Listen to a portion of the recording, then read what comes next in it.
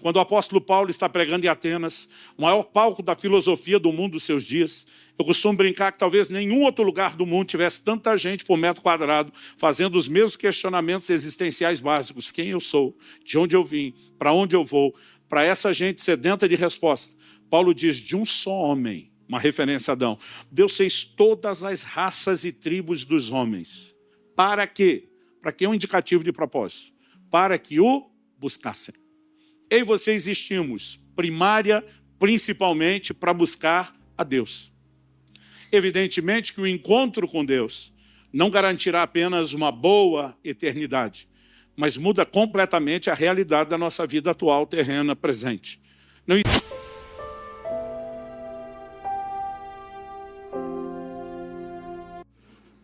A paz de Cristo a cada um de vocês. Aos que nos acompanham pela internet, ainda que privado de estar no mesmo ambiente conosco, eu quero declarar que a presença de Deus e o poder da palavra de Deus vai alcançar o seu coração também, aí onde você está. Gente, vocês estavam sumidos ou é impressão minha? Eu vi pouco vocês esse ano. Uma alegria estar de volta, uma alegria servir essa casa. E antes de compartilhar a palavra que Deus colocou no meu coração, eu quero, em primeiro lugar, fazer aqui a menção da conferência que nós tivemos, 2 edições ontem, sábado de manhã e sábado à tarde. Eu fiquei impressionado como num feriado, esses horários tão desfavoráveis, e as 2 conferências estavam cheias. E a gente pôde falar a respeito do assunto, meu livro mais recente, O Cuidado do Corpo, Sabedoria Bíblica para o Bem-Estar Físico e espiritual. Eu falei por umas 2h30 aqui em cada uma das edições.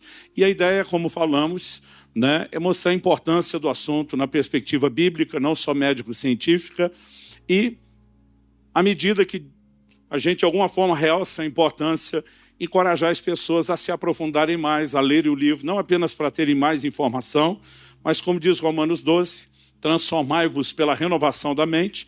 Ninguém muda comportamento se não mudar primeiro valores. E esse conjunto de ensinos tem um propósito, ajudar na mudança de valores. Mas mesmo aqueles que vieram, que foram encorajados, já saíram com os livros, eu quero reforçar isso, e aqueles de vocês não puderam participar, eu quero incentivar você. No final, nós vamos estar disponibilizando um combo com os 2 livros do evento. O outro foi escrito pelo meu médico, o Dr. Aldrin Marshall. Eu fiz só uma pequena ponta como coautor. Foi a pessoa que mais me ajudou nos últimos 10 anos a entender e implementar mudanças práticas nessa área de saúde. Ele escreveu Rumo aos 120 anos. Como desfrutar a realidade bíblica e científica de uma vida longa e plena. Então, esses 2 materiais estarão à disposição no final da reunião, para que você adquira. Para mim, mais importante do que você adquirir é ler. Aqueles que já tiveram acesso e concordam com a importância da mensagem, nos ajude a espalhá-la, porque essa mensagem está literalmente salvando vidas.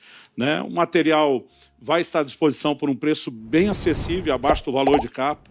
Está parcelando em 10 vezes sem juros. A gente não tem nenhuma intenção comercial, mas tem uma pequena margem ali, que além de você investir no seu crescimento, ajuda também os projetos do nosso ministério. Se você não puder adquirir, e eu sempre explico a diferença do verbo poder e querer, que são bem distintos. No caso de alguém, pastor, eu quero ter acesso à mensagem, eu não posso pagar, memoriza aí uma senha que você vai ter que usar lá no final, no stand. É só dizer para quem estiver lá atendendo, diante de Deus eu não posso pagar esse valor que está aí. Eles vão acreditar em você, não precisa dar atestado de dificuldade, explicar por que não pode. Eles só vão te fazer uma pergunta de volta. Quanto é que você pode? Alguma coisa nós vamos tentar tirar de você. Quer dizer, a pessoa não pode o valor todo, mas pode metade, 1/3, 1/4. E aí você pode cooperar de alguma forma. Mas, se você não puder apoiar os projetos do Ministério, pagando o valor sugerido, ainda que mais acessível, o Ministério apoia você, porque o que nós queremos é a divulgação da mensagem.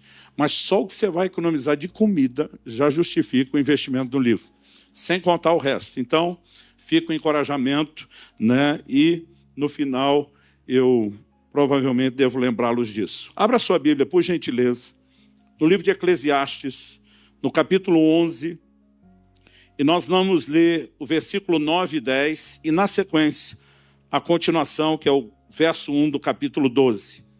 Eclesiastes, capítulo 11, verso 9 e 10, e também o 1 do capítulo 12. Eu vou ler na Nova Almeida atualizada. Alegre-se, jovem, na sua mocidade, e que o seu coração lhe dê muita alegria nos dias da sua juventude. Ande nos caminhos que satisfazem ao seu coração e agradam aos seus olhos. Saiba, porém, que de todas essas coisas Deus lhe pedirá contas.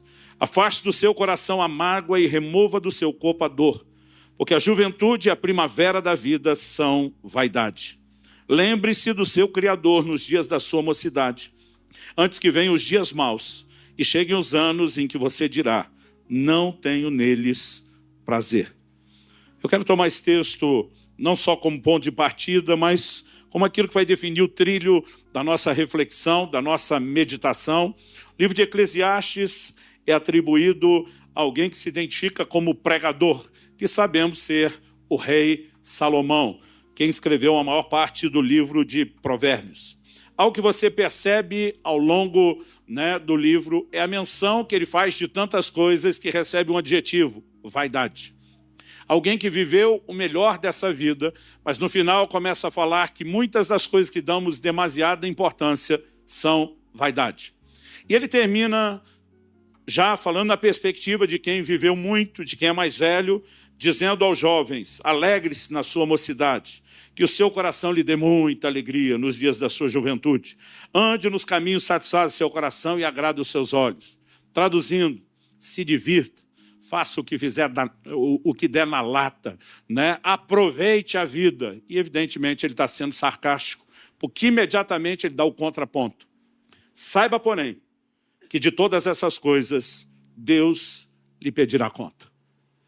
A sabedoria bíblica sempre nos mostra a importância de não ser consequentes e lembrarmos que um dia haverá um fim e nesse final a prestação de contas. Aliás, os últimos 2 versículos do livro, que estão exatamente no capítulo 12, que a gente leu só o começo e daqui a pouco nós vamos ler mais um pedaço do miolo dele. O verso 13 e 14 de Eclesiastes 12 diz: de tudo que se ouviu, a conclusão é essa: tema a Deus e guarde os seus mandamentos, porque isso é o dever de cada pessoa. Porque Deus há de trazer a juízo todas as obras, até as que estão escondidas, quer sejam boas, quer sejam más. Ele está dizendo, no final das contas, do frigir dos ovos, como dizia a geração de meus pais, o que importa é se você, de fato, temeu a Deus, guardou os seus mandamentos e se lembrou, na hora de fazer a escolha de temê-lo e guardar seus mandamentos, de que ele vai trazer a juízo todas as obras, mesmo as que estão escondidas. Não importa se sejam boas ou se sejam más. Então, algo que eu encontro nessa mensagem do livro de Eclesiastes é um chamado àqueles que estão ainda no início da vida, talvez com a grande probabilidade de cair na armadilha de viver o momento, a considerar o que vem depois. Então ele diz, lembre do seu Criador agora, nos dias da mocidade, antes que cheguem os maus dias em que digas, não tenho neles prazer. Daqui a pouco nós vamos ver que ele está falando do envelhecimento, da reta final da vida, aquela que antecede a morte. E basicamente ele classifica no verso 10, a juventude e a primavera da vida são vaidade. Eu acho interessante a juventude ser comparada justamente, chamada dessa forma, primavera da vida. De todas as estações, a primavera, ela indiscutivelmente é a mais bela, um dos climas mais agradáveis. Você nem tem o frio do inverno, nem o excesso de calor do verão, Talvez seja considerada aí por muitos a melhor das estações, mas por mais bela que seja, passa depressa. E basicamente é isso que a Bíblia está falando, a respeito da juventude e de tantas coisas. Interessante que os mais velhos sempre tentam alertar os mais novos, e os mais novos insistem em achar que os mais velhos estão exagerando. Essa é a dinâmica da vida. Quando meus filhos nasceram, cada um deles, os mais velhos me abordavam, pais de filhos mais velhos, diziam, aproveite que passa depressa. Eu ficava aborrecido de ouvir isso. Eu pensava, esses pais recalcados, não curtiram o filho dele, agora ficam projetando frustração em cima da gente. Pense em alguém que curtiu cada momento dos filhos. Mas o que é que eu falo para os pais de filhos novos hoje? Aproveite, que passa depressa. Esses dias eu me peguei falando isso para o meu filho a respeito dos meus netos. Aproveite, que passa depressa. A brevidade da vida é assustadora. A dinâmica de um estilo de vida moderno talvez torne o nosso ritmo ainda mais acelerado e muitos não estão trabalhando pensando no futuro, estão apenas vivendo o momento. E a sabedoria bíblica nos chama a olhar para frente, a cuidar do nosso futuro antes que cheguem os dias finais. O tema da minha mensagem hoje é invista em teu futuro. Eu e você precisamos entender que há muita sabedoria quando aquelas pessoas que procuram ser previdentes, garantir seu pé de meia, um conforto e segurança financeira, agem e se programam dessa forma. Normalmente não é a cultura do brasileiro. O brasileiro não costuma ser previdente sobre o final, né? Não tem uma cultura de trabalhar possibilidades que fujam do seu controle, né? E acredita que se falar da morte, dá azar. Mesmo depois de crente, ele fica preso à superstição. Ai do corretor de seguros que, na hora de vender o produto, não usar a palavra correta. É por isso que eles vão te dizer, no caso de você faltar, o que se falar morrer, deu ruim, criou um bloqueio emocional, perdeu a venda, né? Porque a gente não gosta de pensar. Mas para nós, que entendemos a importância e o valor da palavra de Deus, a gente tem que lembrar disso. A morte, e eu não vou dizer aqui você faltar, não. Vou dizer você morrer mesmo. A morte é algo inevitável. Todos nós precisamos entender que é uma questão de tempo. Aliás, é uma questão de tempo que chegue o desfecho final. Porque até que ele chegue, nós já estamos morrendo na prestação, aos poucos. E segundo aos Coríntios 4:16, o apóstolo Paulo diz ainda que o homem exterior se corrompa, o interior, contudo, se renova de dia em dia. E diz do lado de dentro, renovação, do lado de fora, deterioração. Né? Então, para aqueles que já são mais velhos e lembram da época que a gente pagava aqueles carnês com muitas prestações, né? Eu digo que envelhecimento é a morte num carnê de muitas prestações diárias. E cada dia a gente vai pagando uma de cada vez. Mas chegará o inevitável momento onde cada um de nós partirá. E eu e você precisamos entender que mais do que a sabedoria de ter o pé de meia, um conforto financeiro, é investir não só no tempo final que antecede a morte, mas é investir principalmente no que vem depois. É sábio procurar garantir sua segurança e conforto financeiro dos seus, né, últimos anos. Aliás, eu diria não só sábio, a gente encontra fundamentação bíblica para isso. Quando José é usado por Deus para interpretar o sonho do faraó, das 7 vacas gordas engolidas pelas magras, ele fala de 7 anos de provisão que serão seguidos de fome. E diz, ei, a ideia da provisão não é que você torre tudo quando ganhar. É que você trabalhe com provisionamento para depois, para a hora da necessidade. E de forma alguma eu quero insinuar que ser previdente, procurar garantir segurança financeira para o tempo do fim não é importante. Eu não estou falando contra isso. O que eu quero é falar de algo ainda mais importante do que isso. Porque quando eu uso a expressão invista em seu futuro, eu quero que você entenda que há investimentos melhores e mais importantes do que apenas garantir a segurança e o conforto financeiro. E, ao olhar para o que a Escritura fala sobre o nosso ser integral, 1 Tessalonicenses 5:23 diz, e o Deus da paz vos santifique em tudo. O pastor Eibe gosta de usar esse texto para dizer que o Deus é de vocês aqui, da paz. Né? Ele diz, e o Deus da paz vos santifique em tudo. Algumas outras traduções, em vez de em tudo, optaram por santifique o vosso ser inteiro. A palavra aqui traduzida do original grego é holoteles e significa completo em todos os aspectos. O que é o ser completo? O texto diz, e que o espírito, a alma e o corpo de vocês sejam conservados íntegros e irrepreensíveis na vinda de nosso Senhor Jesus Cristo. Você é um ser tripartido, composto de espírito, alma e corpo. Com seu espírito você tem consciência de Deus e das coisas espirituais. A alma é o lugar, né, a sede da sua personalidade, a base do seu intelecto, vontade, emoções, onde você tem consciência de si mesmo. Mas o corpo é aquilo que te permite ter a consciência do mundo natural, físico, inclusive interagir com pessoas e coisas. E esse é o nosso ser inteiro, espírito, alma e corpo. Quando você olha a mensagem de Eclesiastes sobre investimento no futuro, ele vai mexer em cada um desses 3 aspectos. O primeiro que eu vou destacar aqui é o aspecto espiritual. Lembre-se do seu Criador. O segundo diz respeito ao aspecto emocional, ligado à alma. Afaste do seu coração a mágoa.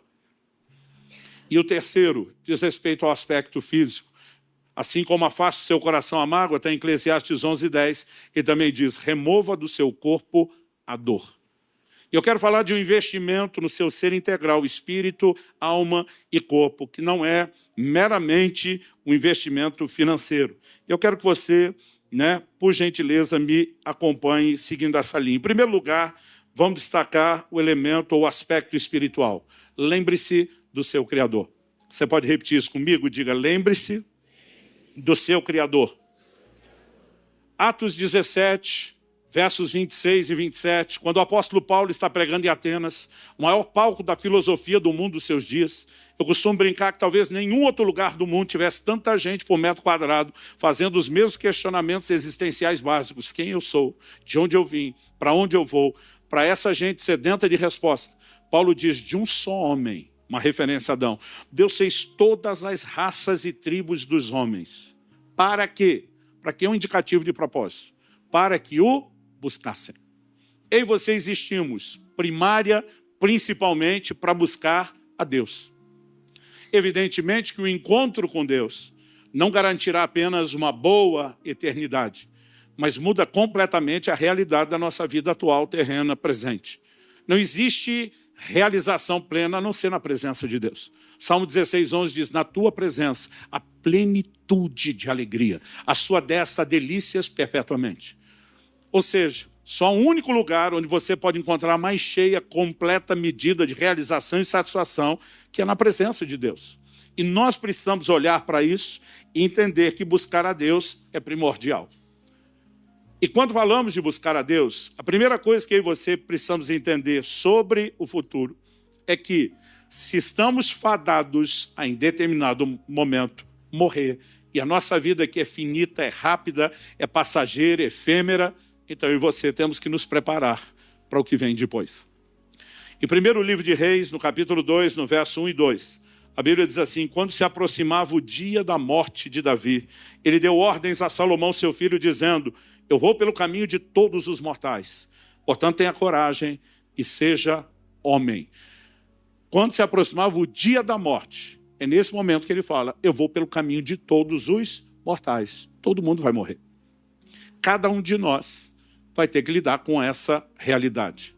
A pergunta a ser feita é, quando esse dia chegar, eu e você estaremos ou não preparados para isso? Tem muita gente investindo num futuro financeiro, mas não está pensando em coisas mais importantes. Por exemplo, tem gente garantindo a segurança financeira, mas não está estocando saúde para usufruir. Pior, tem gente guardando dinheiro, mas não está pensando no que vem depois da brevidade da vida.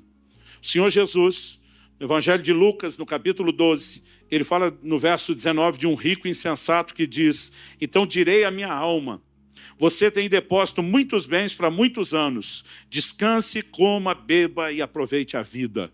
Tipo, você está garantido, agora é só aproveitar e curtir.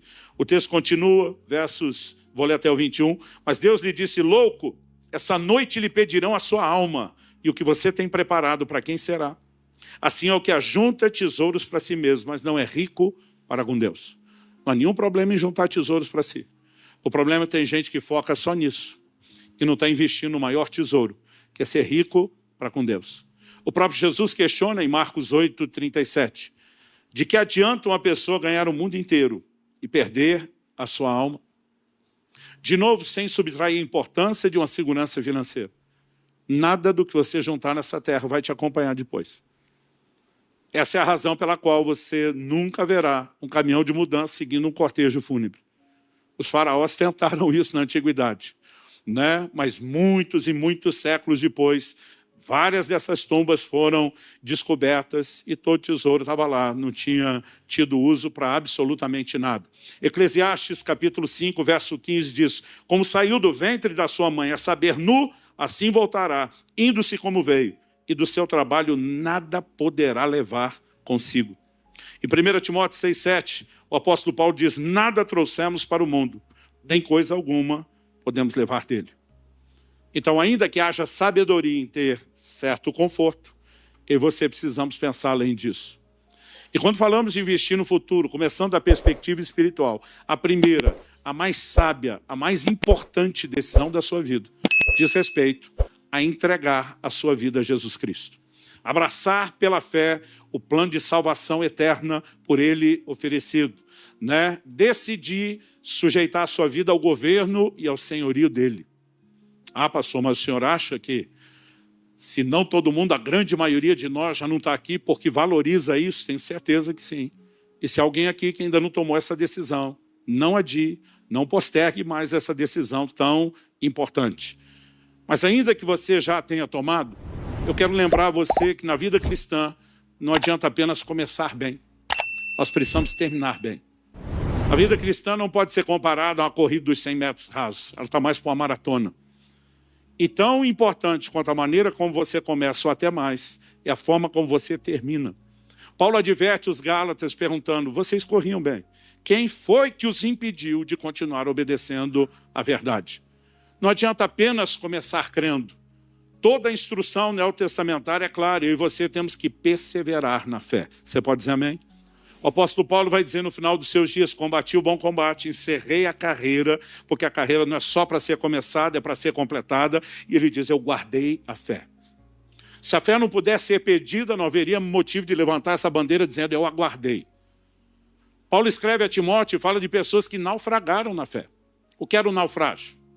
Antes de abordar o naufrágio, a gente precisa entender o que as pessoas foram expostas a ele queriam. Entrar num barco, em algum navio, atracado num porto, com o objetivo de fazer uma viagem, uma jornada, atracar em segurança no destino final e lá desembarcar. O naufrágio abortava a jornada. As pessoas não só não a completavam, como pereciam. E quando ele aplica essa realidade na fé, ele está dizendo, é possível começar a jornada da fé sem terminá-la e se perder no meio do caminho.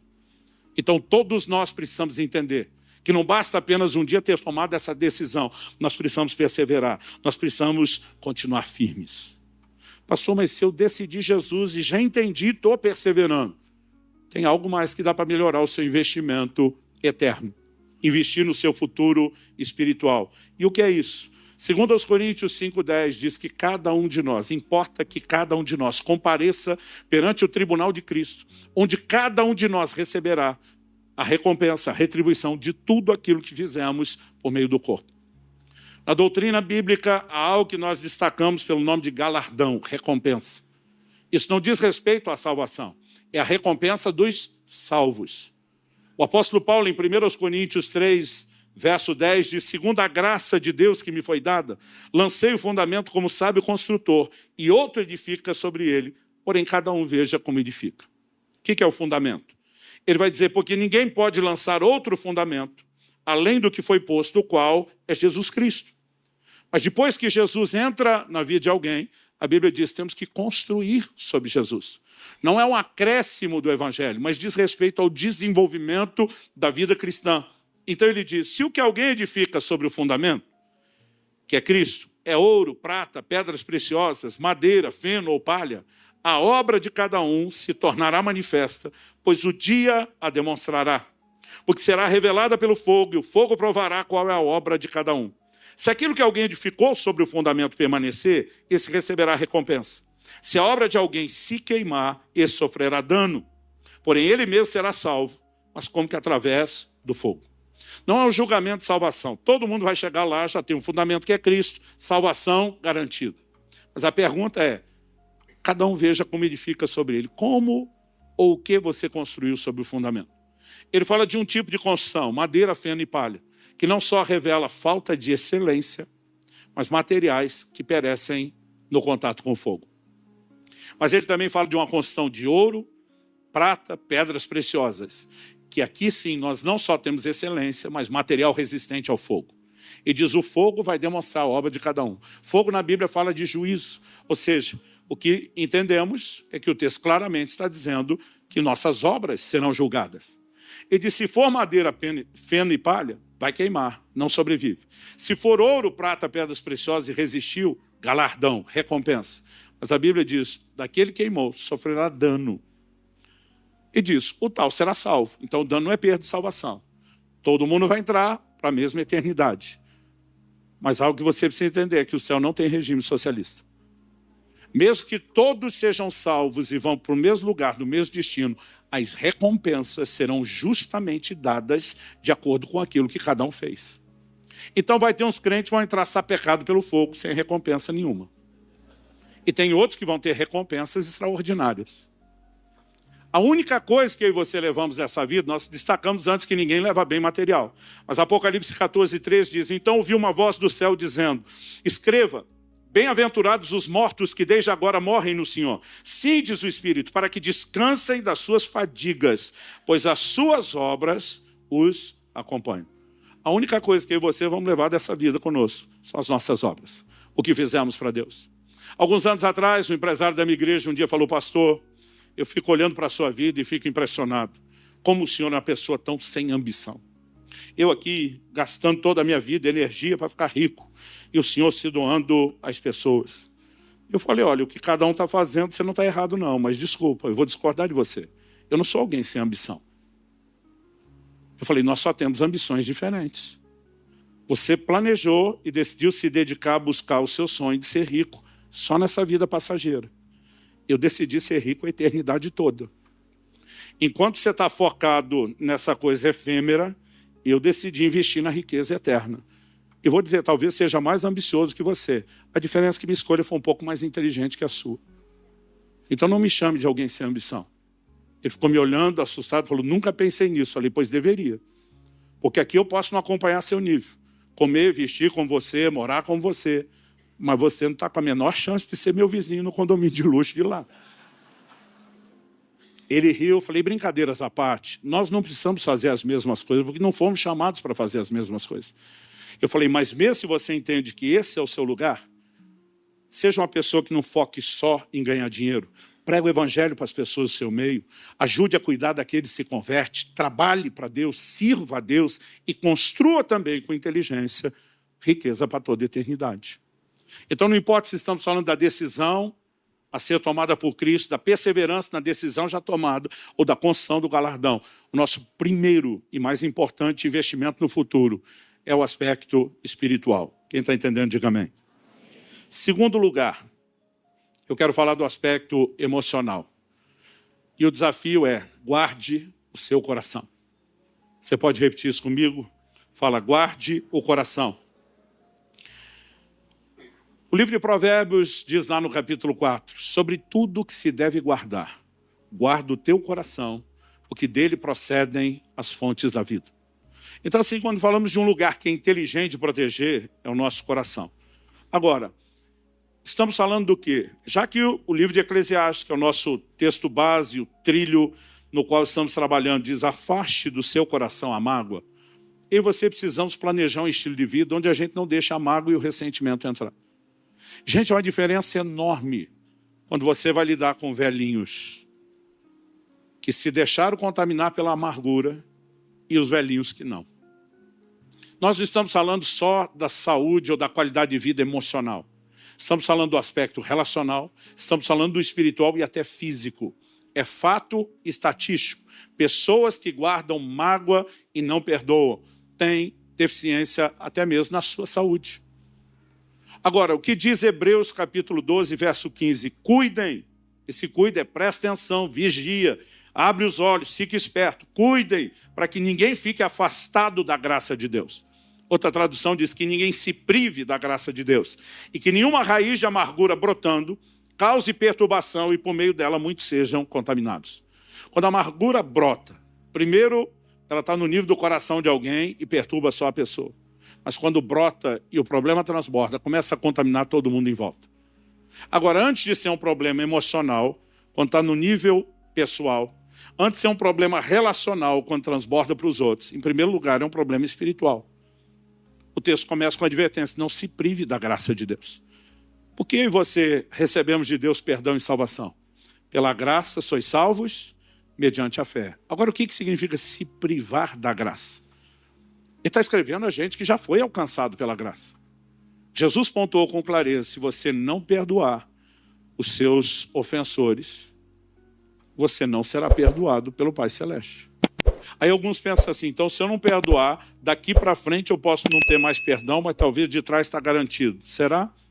Na parábola do credor incompassível de Mateus 18, Jesus disse que o rei que perdoou um servo que não quis perdoar o seu conservo, ele revogou o perdão dado. Ou seja, a primeira desconexão, que deveria ser assustadora para qualquer um, é a desconexão espiritual e com Deus. Mas, além disso, vai te gerar um problema emocional, vai gerar problema relacional, pode trazer dano à sua saúde. Afaste do seu coração a mágoa. Gente, quanto mais vivemos, maior é a probabilidade de nos machucarmos, de nos ofendermos, de nos ferirmos. Eu já estou naquela fase da vida que a gente está observando mais a última metade do que a primeira. Até porque eu comecei muito cedo no ministério. O meu convívio, né, com colegas de ministério sempre foi com gente mais velha, que já caminhou um pouco mais e a gente pode aprender com eles. Pastoreando, a gente lida com todo tipo de gente, inclusive gente mais velha. E eu posso te dizer que já estou naquela fase da vida que eu já vi muita água passar debaixo da ponte. As pessoas vão sucumbindo às armadilhas de Satanás e mordem essa isca da ofensa, que é algo danoso. Quando nós pensamos num futuro no qual nós devemos investir, nós precisamos aprender, né, a obedecer a orientação bíblica de guardar o coração. Nenhum de nós deveria deixar a mágoa entrar. Mas, às vezes, alguma delas fura o bloqueio, o firewall, consegue entrar. Se isso acontecer, no caso dela entrar, aí nós temos que escolher andar no perdão. Colossenses 3,13, suportem-se uns aos outros e perdoem-se mutuamente, caso alguém tenha motivo de queixa contra outra pessoa. Assim como o Senhor perdoou vocês, perdoem também uns aos outros. A base do perdão que oferecemos é o que recebemos de Deus. Todo dia alguém falou para mim, mas fulano merece ser perdoado. Falei, você merecia ter sido perdoado por Deus? Se Deus te perdoa baseado não em mérito, mas em misericórdia, essa é a base do que você vai oferecer. O problema é que isso buga a cabeça da gente. E consciente ou inconscientemente, a maior parte das pessoas luta contra a ideia do perdão porque ele soa injusto. Por isso que eu falei, consciente ou inconsciente. Tem gente que nem percebe o que é tão difícil e tem outros que protestam. A pessoa fez o que quis para mim e agora fica por isso mesmo. Cadê a justiça do assunto? Aí a primeira coisa que a gente tem que lembrar às pessoas é, ei, Deus não está preocupado só com o seu ofensor. Porque na cabeça de quem está sendo exortado a perdoar, parece que Deus ama o ofensor, mas não ama ela. Está preocupado com o outro, mas não consigo. Falei, primeiro, seu perdão ou a falta dele não vai mudar muito a vida do seu ofensor, mas vai mudar a sua. E Deus está preocupado com você. Na sabedoria dos antigos, eles diziam, guardar ressentimento é como beber um pouco de veneno todo dia esperando que seu ofensor morra. Você está se destruindo sem fazer mal nenhum a ele. E o Deus que ama você, tanto quanto ama seu ofensor, quer guardar você dos danos da mágoa. Nós precisamos olhar pelo filtro e a perspectiva correta. E quanto ao assunto justiça, nós precisamos entender que a Bíblia diz que a ira do homem não opera a justiça de Deus. Quando você se ira, quando você fica magoado, quando você quer se vingar, em qualquer um desses momentos, Deus diz, eu não posso acionar minha justiça. Agora, a Bíblia diz em 1 de Pedro 2, que Jesus se entregava àquele que julga retamente. Quando ultrajado, não revidava com ultraje.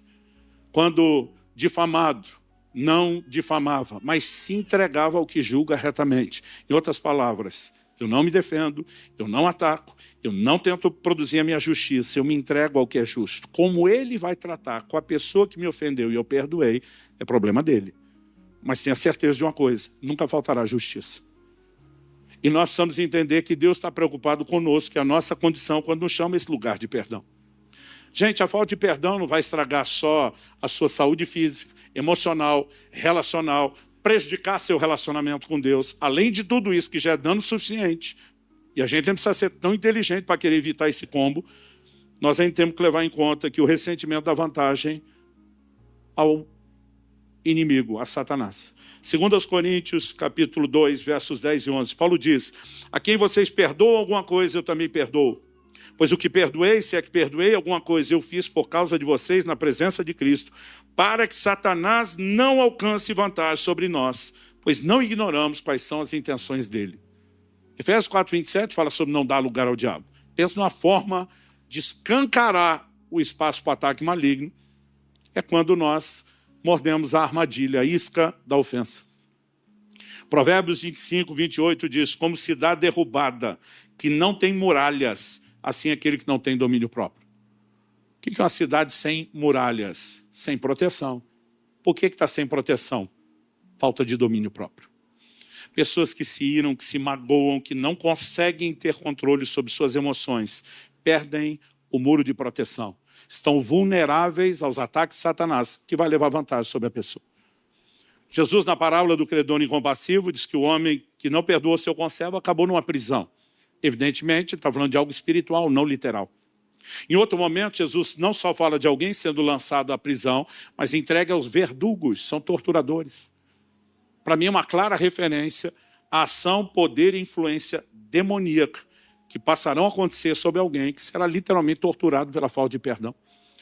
Não existe perspectiva onde você, possa dizer que é totalmente insensato manter, a mágoa e recusar o perdão. Não há perspectiva que justifique você insistir nisso. E quando falamos de investir no futuro, nós precisamos trabalhar e construir nossa vida sabendo que as probabilidades de ter conflitos aumentam. Mas se guardamos o coração, nós podemos garantir que a mágoa seja afastada. Para ela ser afastada significa que em alguns momentos ela chegou, mas a gente repulsa, empurra. E eu quero terminar bem lá no meu futuro, lá na frente, com o coração limpo, bem guardado. Espero que você escolha fazer o mesmo. Terceiro lugar, remova do corpo a dor. Esse é o aspecto físico. Você pode repetir isso comigo? Diga, remova do corpo a dor. O que é que Deus estava dizendo? Gente, não tinha analgésico naquela época. Eles não tinham os comprimidos analgésicos, anti-inflamatório, tudo isso que nós temos hoje. Então, o que Deus está falando quando ele diz remova do corpo a dor? Em primeiro lugar, nós precisamos entender que o contexto está falando de coisas que podemos e devemos fazer antes de chegar ao final dos nossos dias. Aliás, a gente leu Eclesiastes 12:1, que diz, lembre-se do seu Criador, antes, nos dias da sua mocidade, antes que venham os dias maus, cheguem os anos em que você dirá, não tenho neles prazer. Que dias maus, que anos são esses? Ele está falando do envelhecimento.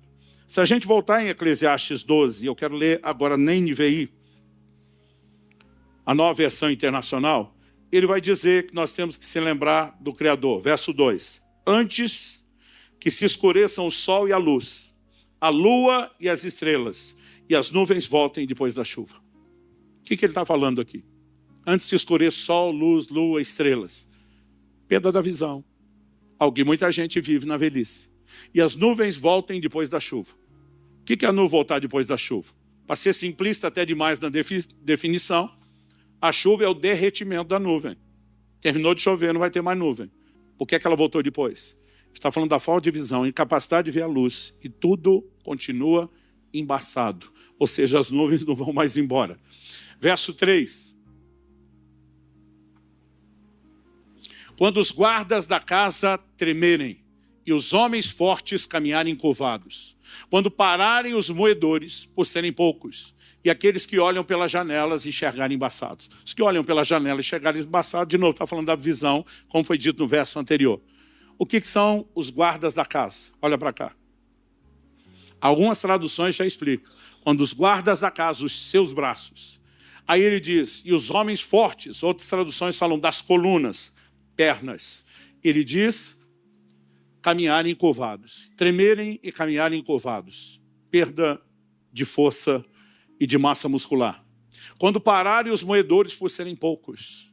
A perda dos dentes, numa época que não tinha prótese dentária. Nem implante. E aqueles que olham pelas janelas enxergarem embaçados, já explicamos. Verso seguinte, 4.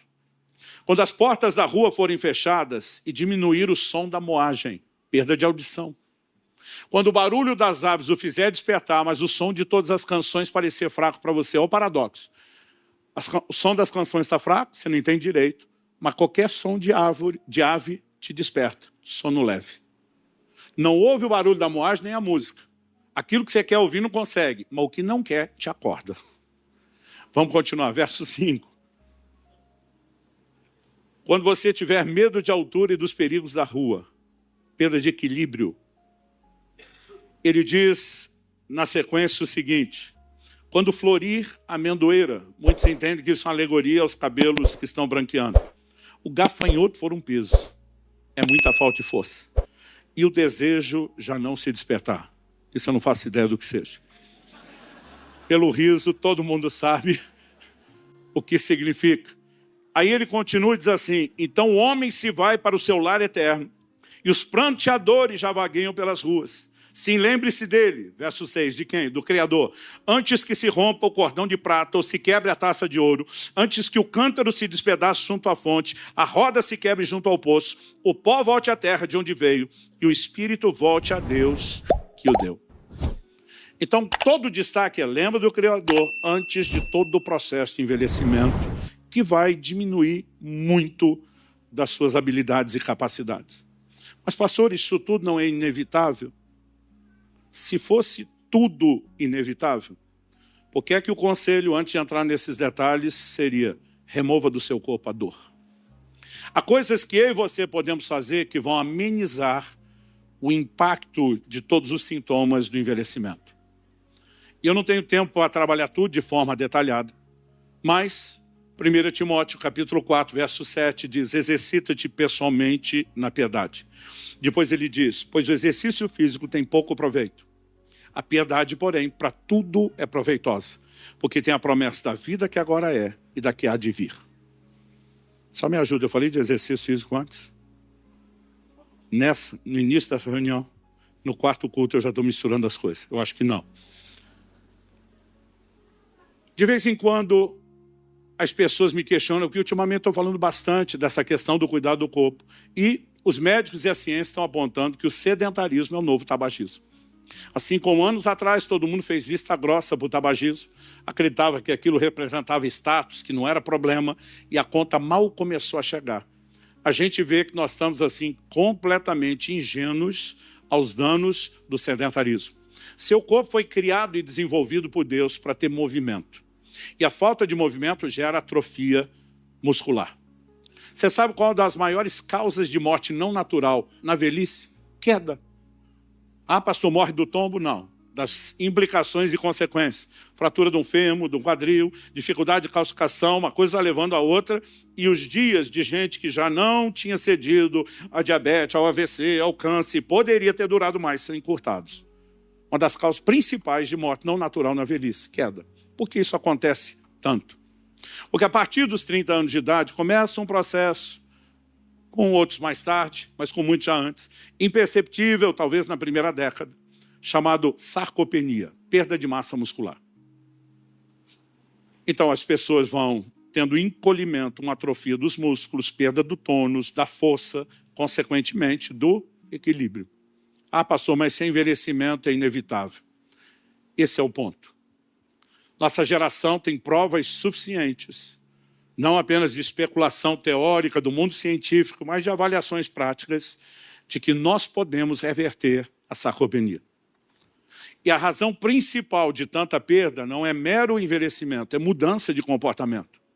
Porque vai passando dos 30, principalmente depois dos 40, nós vamos adotando um padrão de conforto para o final da vida, da lei do mínimo esforço, e joga o trabalho pesado para os mais novos.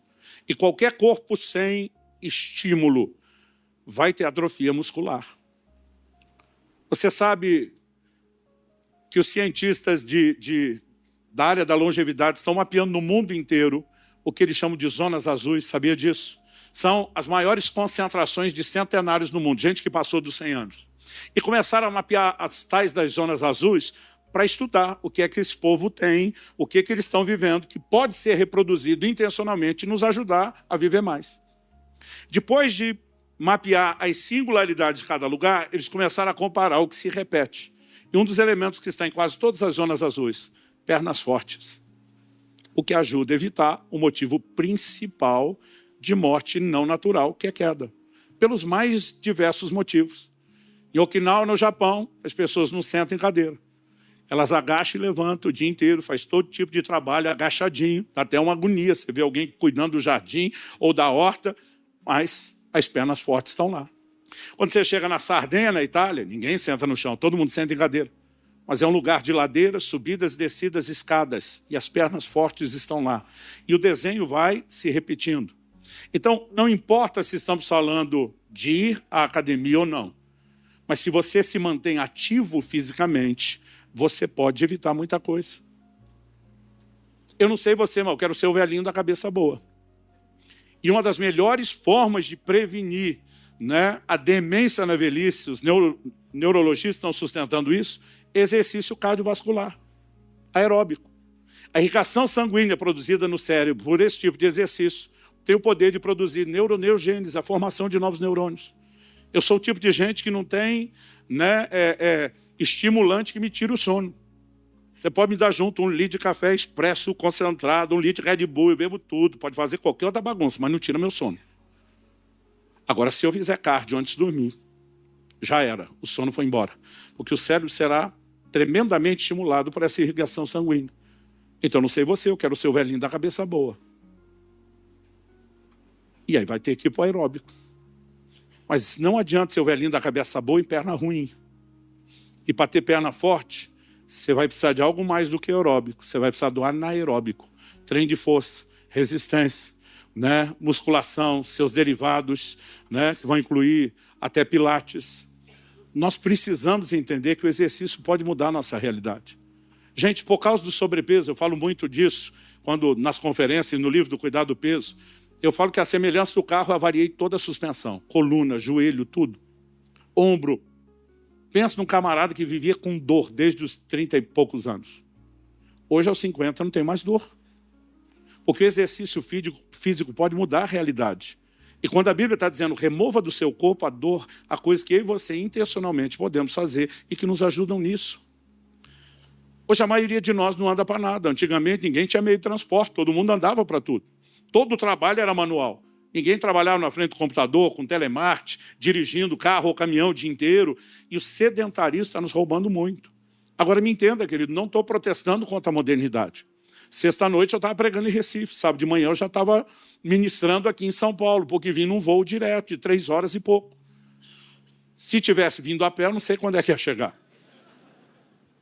Eu não fico aborrecido com todo esse tempo que eu economizo com a modernidade. O problema é a gente conseguir salvar tanto tempo no transporte e depois dizer que não tem tempo para exercitar. Alguma coisa de errado nós estamos fazendo para não ter tempo para aquilo que é essencial. E nós precisamos fazer isso não apenas para ter a saúde agora, honrar e glorificar a Deus agora, mas o investimento no futuro. Tem gente guardando dinheiro para a velhice, mas não está estocando saúde para usufruir. E a gente vai ter que fazer algo a respeito. A Bíblia já falava numa linguagem que não era com o nível de conhecimento que nós temos hoje, já falava de coisas que a ciência está descobrindo agora. Algo que os médicos estão falando muito é de idade cronológica e biológica. Quando Caleb disse para Josué, na hora de entrar na Terra Prometida, ele disse, minha força hoje, aos 85 anos, para guerrear, para lutar, é a mesma de 40 anos atrás. O que ele está dizendo? Idade biológica, cronológica, 85. Idade biológica, 45. Força e vigor de um homem de 40 anos mais novo. Hoje em dia nós estamos vivendo o contrário. A gente chega na idade cronológica, 45, idade biológica de 85. A gente não estou exagerando. Aos 41, quando eu resolvi que eu precisava me cuidar e fui me avaliar, minha idade biológica era de mais de 70. Hoje, aos 51, ela regrediu para 35. Qualquer um pode virar o jogo. Não há motivo para que a gente não invista em cada uma das áreas do nosso futuro. E eu creio que Deus está chamando a igreja a acordar e despertar para todas as áreas de cuidado. Além de lembrar-se do seu Criador e investir na vida espiritual, começando da salvação, a perseverança nela, o galardão de guardar e afastar seu coração da mágoa, você pode remover do seu corpo a dor. Evidentemente, né, que quando eu falo a respeito de exercício, a realidade de cada um. Eu não estou dizendo que você tem que ir para uma academia e ficar hipertrofiado do tamanho de um guarda-roupa. Mas, no mínimo, a gente precisa evitar a perda de massa muscular e atrofia. Isso não apenas vai te dar mais saúde. Gente, antigamente a gente só falava do exercício físico, tendo como um daqueles pouco proveito que o Paulo fala, né, a área cardiovascular. Só isso já seria o suficiente. Eu tenho prova disso. Meu médico que me acompanha está mapeando, né, o meu corpo, a resposta e o desenvolvimento há 10 anos. Ele falou para mim no início do ano, falou, olha que coisa interessante, Lúcio. Quando você mudou a quantidade de comida, você baixou peso, melhorou nisso, naquilo. Quando você melhorou a qualidade do alimento, você saiu dos marcadores de inflamação para os de saúde. Quando você passou a dormir e descansar, você saiu daquele nível absurdo de estresse que você permanecia. Quando você passou a praticar jejum prolongado, intermitente, né, com regularidade, sua resistência insulínica foi embora, melhorou. Então, ele foi falando, olha, cada ajuste produz um grupo de benefícios, mas não é um ou outro. A inteligência é ir somando tudo. Mas ele falou, desses 10 anos, eu tenho um grupo de melhora seu, que aconteceu só de 3 anos para cá. Ele falou isso comigo no início do ano. Aí, ele me pergunta, o que é que mudou de 3 anos para cá? Eu falei, exercício. E foi só depois que eu fiz uma cirurgia na perna que eu tive condições de começar a me exercitar. Foi a última área que eu arrumei. Ele falou, pois olha isso aqui. Quantos quilos você perdeu de gordura? Quantos quilos de massa muscular você ganhou? Mas ele falou, o que mais me alegra está aqui. Eu nem sabia que tinha exame para ele controlar isso. Ele falou, olha a melhora da elasticidade das suas artérias, em especial a aorta. Eu falei, eu nem sabia que tinha como controlar isso. Eu falei, isso aqui é você antes. Mesmo depois de todos os benefícios dos primeiros 7 anos, você ainda tinha alguns gatilhos de derrame e infarto que corria o risco de acontecer. Ele falou, olha você aqui hoje, em vez de estar tudo vermelho, tudo verde. Ele falou, você está completamente blindado. E eu fiquei quieto, pensativo. Ele falou, o que foi? Eu falei, doutor, meu pai morreu aos 63 anos, homem de Deus. Morreu de dissecção da aorta. Se o que o senhor está falando é verdade, se meu pai estivesse malhando metade do que eu me exercito hoje, então ele poderia estar curtindo os bisnetos hoje. Ele olhou para mim e falou, muito provavelmente. Ele falou, e se você não tivesse começado a fazer, talvez você teria o mesmo problema antes da idade dele. A gente pode afetar isso, mas é só a saúde cardiovascular? Não, gente, é tudo. Tem um monte de crente confundindo hormônio com demônio. É sério, tem depressão sendo curada em academia. Porque 3, não estou dizendo que é todo tipo, mas tem 3 dos hormônios ligados ao prazer. Endorfina, serotonina, dopamina, que são ativados com exercício físico. Mas a gente não mexe o corpinho para nada. E é difícil ter o prazer fisiológico que poderíamos estar tendo. Os estudos estão apontando que quem tem mais massa muscular, músculo desenvolvido, tem melhor recuperação de qualquer enfermidade ou trauma, desde queimadura, câncer, covid, o que for. Por uma lógica simples, seu corpo vai quebrar a proteína do músculo para socorrer a área necessitada. Ou seja, quem tem mais músculo tem reserva de saúde. O intestino hoje é considerado o órgão principal para garantir sua imunidade. O tecido muscular é o segundo. Aí a pergunta é, o que é que nós estamos fazendo para investir nesse futuro? Eu quero chegar lá bem, mais do que com um pé de meia garantido. Eu quero garantir minha eternidade, minha vida espiritual, eu quero guardar minhas emoções e eu quero chegar com saúde. E a gente tem levantado essa bandeira para provocar cada pessoa a responder dessa mesma forma. Você recebe essa palavra?